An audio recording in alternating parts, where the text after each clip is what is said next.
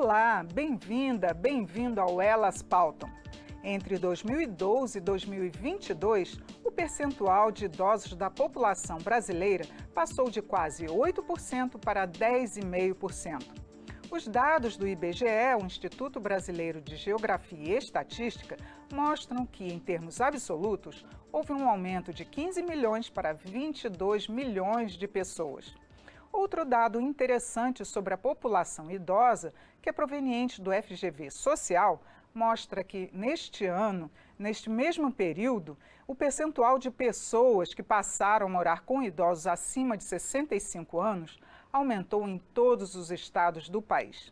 O movimento é explicado por uma série de fatores, como o elevado desemprego dos jovens nos últimos anos, o envelhecimento da população e também o aumento do custo de vida.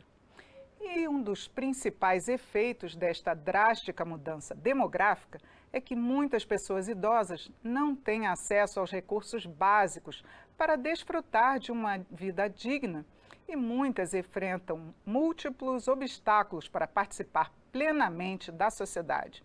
Diante dessas alterações populacionais, como garantir um envelhecimento saudável? E é sobre esse tema que nós vamos conversar nesta edição do Elas Pautam. As convidadas são duas integrantes da Comissão de Defesa dos Direitos da Pessoa Idosa da Câmara. São as deputadas Flávia Moraes, do PDT de Goiás, e a deputada Rogéria Santos, do Republicanos da Bahia. Bem-vindas, deputadas.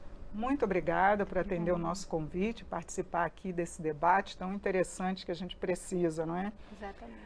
Bom, a Câmara dos Deputados tem feito algumas audiências públicas, discutido o tema do envelhecimento, e eu gostaria que as senhoras avaliassem quais são os principais desafios que os governos, as políticas públicas precisam para enfrentar esse envelhecimento, aumento do envelhecimento da população brasileira. Deputada Rogéria, por favor. Na verdade, é um prazer enorme estar aqui, quero agradecer a participação e dizer que o primeiro passo que a gente precisa entender no Brasil, e isso eu falo tanto o poder público quanto a própria população, é que o envelhecimento do Brasil é real. Então, até 2060, nós teremos aí 1/4 da nossa população idosa.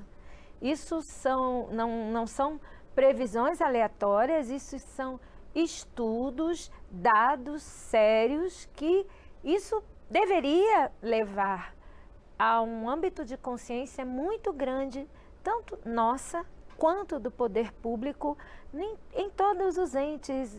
Quando a gente está falando isso a nível de município, a gente fala isso a nível de estados, a gente fala isso a nível do governo federal, a gente fala isso no nível dos parlamentos, porque a gente precisa se debruçar nessa temática. Eu e Flávia estamos na Comissão de Defesa dos Direitos da Pessoa Idosa. A gente vê o quanto essa temática, a grosso modo, se você for olhar, a grosso olho, não é interessante. Não é isso, Flávia? A gente visualiza o esforço ainda é muito pequeno para um país que está caminhando, e eu vou lhe dizer, não está caminhando a passos lentos para o envelhecimento, não.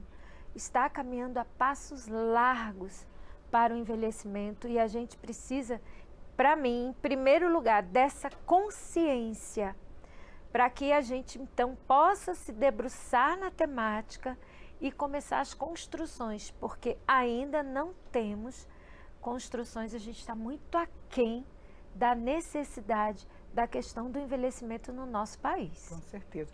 Deputada Flávia, a senhora que já presidiu a Comissão de Defesa do Idoso, queria que a senhora avaliasse as propostas que chegam, o que está sendo tratado na comissão para que se tenha um envelhecimento saudável na população, que é esse envelhecimento tão acelerado.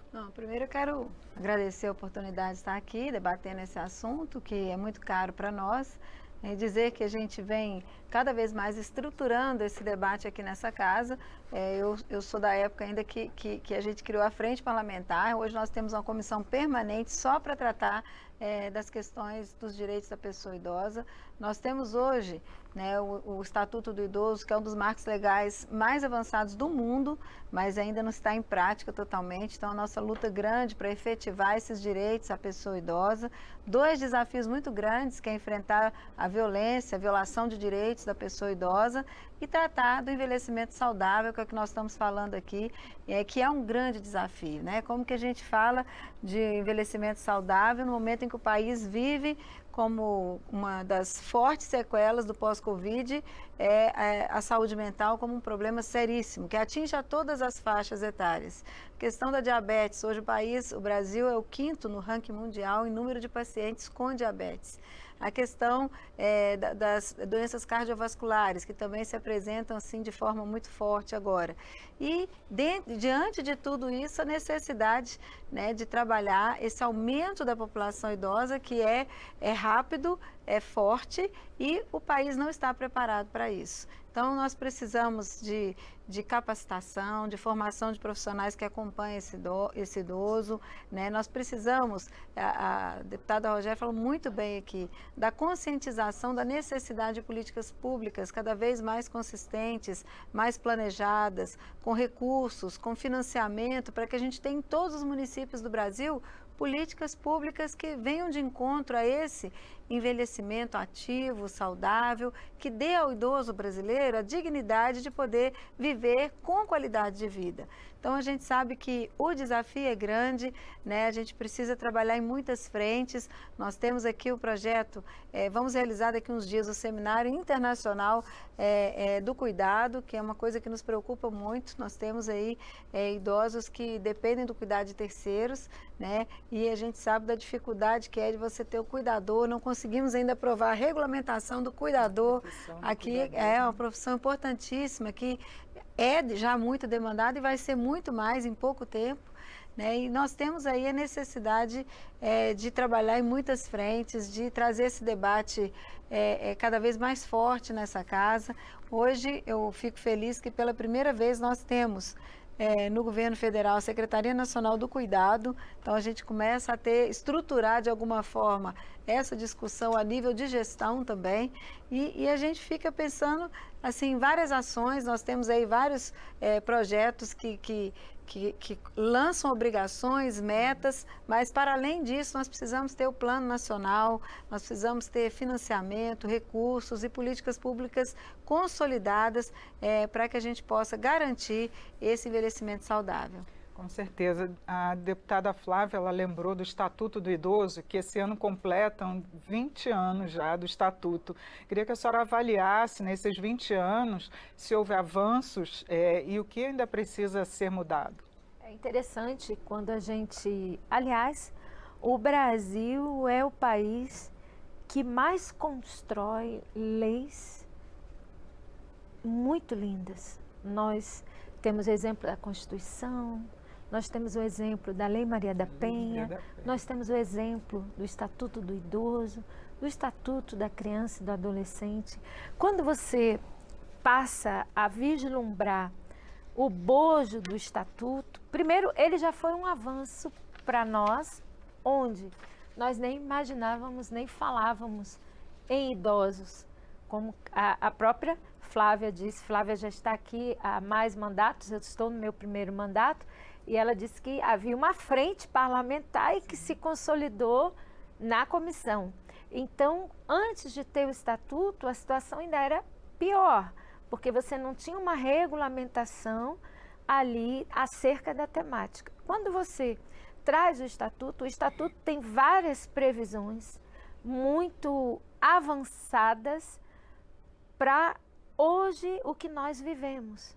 Então, a gente precisa tirar o estatuto do papel e materializá-lo em várias fases, porque hoje a gente está debatendo aqui envelhecimento saudável, ótimo, mas o envelhecimento saudável, ele não começa aos 60 anos, ele começa quando o bebê é gerado na barriga da mamãe.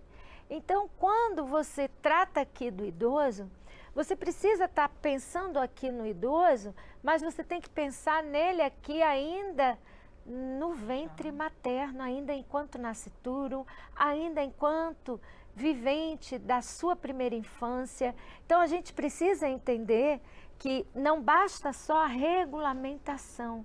A gente precisa fazer uma intersetoriedade de políticas, de legislação, para que a gente possa atender ao ser humano em todas as fases da sua vida. O cidadão, ele precisa desse acompanhamento. Aí você vê, falamos de envelhecimento saudável, mas você, no início mesmo, você falava sobre os idosos em situação de vulnerabilidade. Como este idoso vai envelhecer saudável se ele hoje só tem de renda, por exemplo, um BPC, um benefício de prestação continuada, que está em torno de um salário mínimo. E ainda a gente não vem, nem vai muito longe. Muitos destes, como Flávia abordou aqui, ainda se deparam com a violência patrimonial, que a maioria, os idosos são recordistas em vítimas de violência patrimonial e, pasme, tratadas, e violências essas que têm os seus agressores e agentes, os próprios familiares. Como? Porque nós hoje temos uma bola de neve. Nós temos os idosos que já estão idosos, que precisam ser cuidados. Nós temos os que estão em fase de envelhecimento, que ainda não estão idosos, aí eu estou aí nesse meio, ó. E nós temos as outras fases, que se nós queremos que vamos chegar aqui aos 60, que é o que o Estatuto preconiza como idoso, como é que eu estou nascendo aqui? Então, o Estatuto do Idoso, ele é rico, mas a minha opinião é que a gente precisa se debruçar e materializar políticas públicas que estão ali muito bem regulamentadas, mas que precisam sair do papel. Porque quando você avalia, eu venho do Nordeste do Brasil, da Bahia, e é complicado política pública para idoso. Nos estados e nos municípios, você vai para um município pequeno, por exemplo, a quantidade de idosos é muito grande. Você procura política pública, não tem. Não tem. Eu queria que a senhora abordasse, deputada Flávia, essa questão da violência patrimonial, porque em muitos casos, como eu lembrei aqui no início, as pessoas jovens passaram a morar com os pais, com os avós, não é? Com os idosos, e muitas das vezes esses idosos é que suprem financeiramente a família, porque ainda tem uma aposentadoria. Que políticas públicas, por exemplo, podem realmente beneficiar esses idosos? De tudo não é ruim, né? Ter o jovem morando com o idoso, né? É até uma forma de ter ele próximo da família. Isso é muito positivo para o idoso, porque o abandono também é uma forma de violência. Mas essa questão patrimonial ela é muito séria e muito recorrente, né? Muitas vezes o jovem está ali, ele força o idoso a fazer o consignado, utiliza o recurso do idoso, o idoso fica depois sem ter condições de ter uma alimentação adequada, comer frutas, tomar o leite, ter uma alimentação mais balanceada, porque ele acaba cuidando da vida econômica da família, né?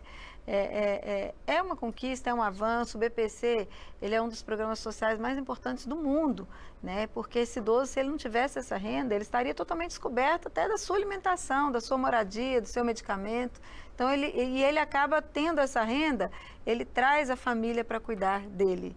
Mas, ao mesmo tempo, a gente sabe que não é só isso, que é preciso criar uma consciência, né, do respeito à renda do idoso, à vida do idoso. E isso é muito difícil. Quando você entra para dentro da casa da família, é muito difícil de qualquer tipo de acompanhamento. E o que a gente vê são muitos casos de abuso, de violência, quando o idoso se nega, quando ele não tem o recurso. Muitas vezes, depois de utilizar o recurso, larga ele lá e depois só volta no mês seguinte. Então, a gente sabe que tem, junto com isso, muito abuso. Então, eu acredito muito nesse trabalho das esferas de governo, né? Governo federal, governo do estado e municípios, é no município que o cidadão vive. Eu acredito muito que é possível, hoje nós temos a Política Nacional de Assistência Social, né, os idosos, eles podem ser atendidos ali no CRAS, no CREAS, né, então através disso é possível sim fazer campanhas, ensinando a ter uma boa alimentação, a fazer uma caminhada, a tomar muito líquido, a ter uma convivência entre amigos, a praticar uma atividade que seja dança, que seja caminhada. Tudo isso são coisas assim que não exigem tanto recurso e que podem mudar a qualidade de vida da pessoa idosa. Às vezes o que falta é informação. Às vezes ele está ali naquela vidinha dentro de casa todo dia, às vezes está ali fumando, às vezes está... Então, de repente, um trabalho social que chegue nesse idoso, que converse com ele, que crie grupos de trocas de experiências, de convivência, tudo isso é muito saudável e é possível fazer. Hoje a gente já tem grupos de convivência em muitos municípios, alguns atuam, outros não, e eu acho que é por aí que a gente vai conseguir fortalecer esse envelhecimento saudável, trabalhando uma orientação mais forte em todos os municípios brasileiros, para que a gente tenha cada vez mais os nossos idosos com informações e com um dia a dia mais saudável. Deputada Rogéria, eu queria que a senhora abordasse também a questão da saúde. A gente estava conversando sobre a dificuldade de um atendimento médico para um geriatra, um médico que acompanhe o idoso já desde o início para ver realmente os problemas que podem ser resolvidos. Tem a questão da medicação. O que a senhora tem visto na comissão? Que propostas tratam também dessa parte da saúde para o idoso? É interessante que a gente conversava aqui, nós realizamos uma audiência pública na comissão e nessa audiência nós abordamos a temática dos médicos geriatras no Brasil. E a gente hoje, no âmbito do SUS no Brasil, de acordo com os dados do próprio Ministério da Saúde, nós temos 1.206 médicos geriatras no Brasil. Quando você faz uma divisão disso daí, proporcionalmente ao número de idosos, você fica aí mais ou menos com 140 mil pessoas para um médico. Quer dizer, é uma realidade, é surreal isso, né? Você não tem como fazer e a gente lá ouviu da própria técnica que acabam como uma das nossas preocupações, como essa população é tratada. Então, elas são tratadas pelos médicos generalistas, pelos clínicos, nos postos de saúde da família, nos municípios e quando tem o próprio geriatra ou um enfermeiro. Então, isso gera, sem dúvida, de acordo com o que a gente apurou lá na audiência pública, com também uma técnica da UNB, inclusive, que hoje é uma farmacêutica clínica, isso gera uma hipermedicação. Esse pessoal todo que procura esses médicos por vezes, ela disse que hoje o maior trabalho dela é desmedicalizar essa população idosa que chega até ela. Então, eles chegam com caixas, sacolas de remédio e sai com 2 caixinhas apenas de comprimido, porque todos aqueles outros remédios não estavam sendo aplicados de forma correta, não eram necessários para ele. Às vezes até prejudicam, né? Sem dúvida. Então, assim, como eu falei, isso no Brasil é uma bola de neve. Nós precisamos dessa consciência e aí, né, vai até um alerta nosso, porque não é só responsabilidade do Estado, do poder público cuidar do idoso. A gente, às vezes, tem essa mania, né, de cobrar tudo dos governos, porém, é responsabilidade da sociedade, da família. Nós precisamos entender isso e formatar essa consciência do cuidado, como bem trazido aqui pela Flávia, que nós precisamos entender e cuidar. Então, quando você cuida, você vai acompanhar o idoso ao médico. Eu sei que a vida das famílias é muito acelerada, porém, sempre tem alguém que pode ajudar.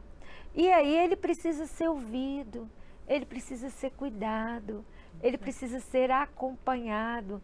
Então, por vezes, como eu falei no início do nosso programa, é que a consciência da população e do próprio poder público e da família, ela é primordial para que a gente possa encarar esse processo e, de fato, enfrentar com coragem, porque é um mega problema muito grande, que tem várias vertentes e a gente precisa, de fato, se debruçar e resolver. E, inclusive, como Flávia até falou, dos projetos sociais, e aí também tem sido essas organizações que estão lá na ponta nos municípios, que têm feito muitos trabalhos visando o idoso.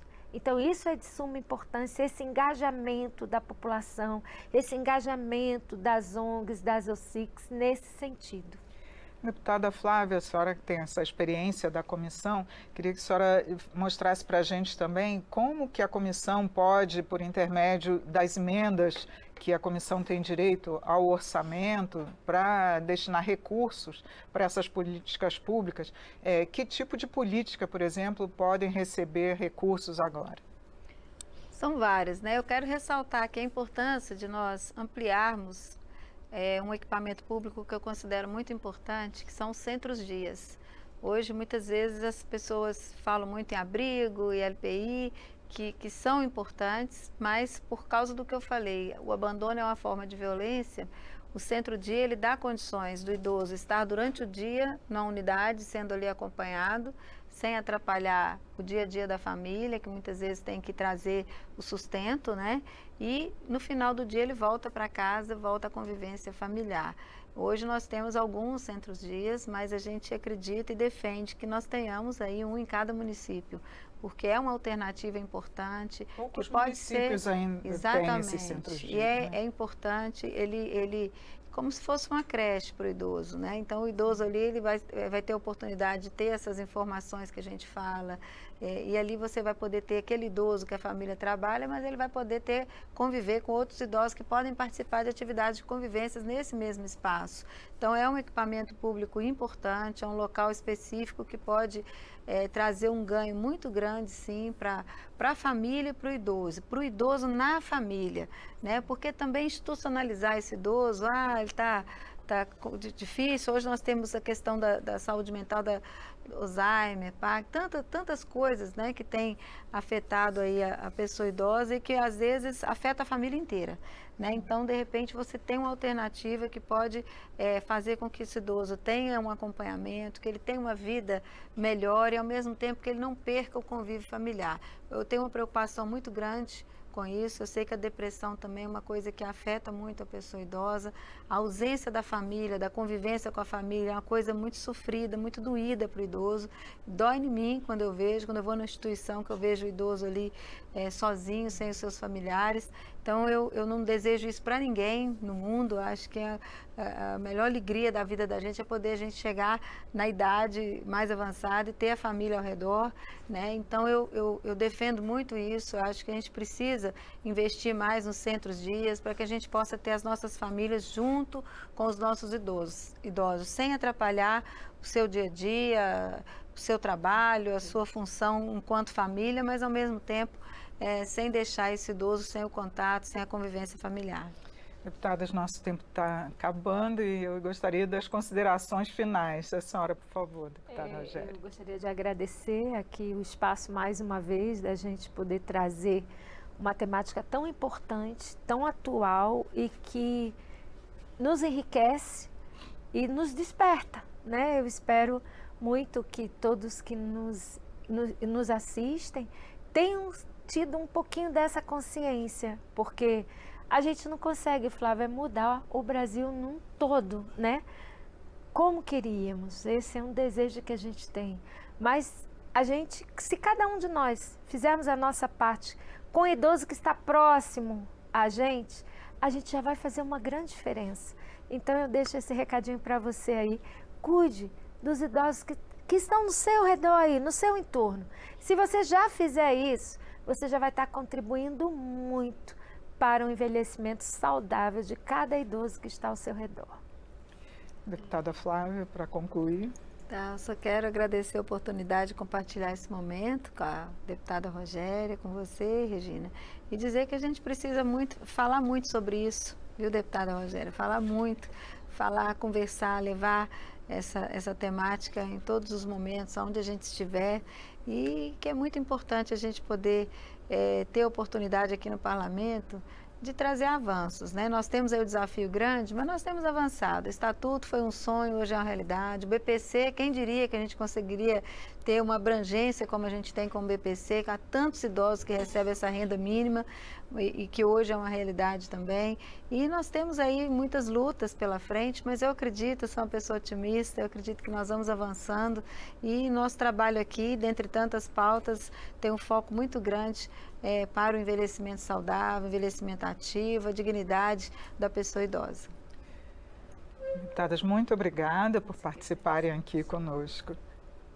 Eu conversei sobre os desafios do envelhecimento saudável com duas integrantes da Comissão de Defesa dos Direitos da Pessoa Idosa da Câmara. São as deputadas Flávia Moraes, do PDT de Goiás, e a deputada Rogéria Santos, do Republicanos da Bahia.